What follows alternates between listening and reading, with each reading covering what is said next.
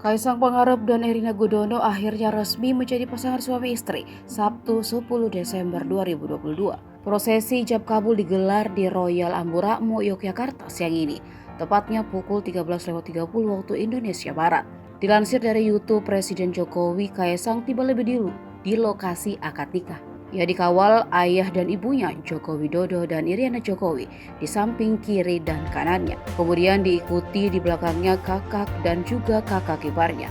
Begitu tiba di meja akad, Kaisang lalu duduk sambil menunggu kedatangan Erina Gudono. Selama menunggu, tampak wajah Kaisang Pangarep tegang dan beberapa kali terlihat menarik nafas. Sementara Presiden Jokowi dan Iryana Jokowi duduk di meja belakang meja akad nikah. Tak lama Erina Gudono tiba dengan menumpangi kereta kencana dan diantar oleh kedua kakaknya dan pihak keluarga.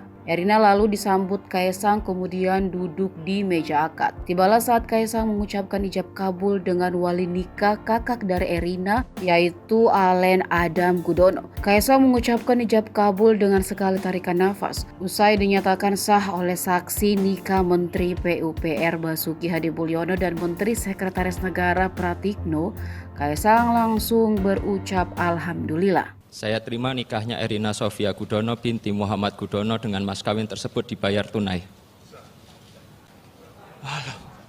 Alhamdulillah.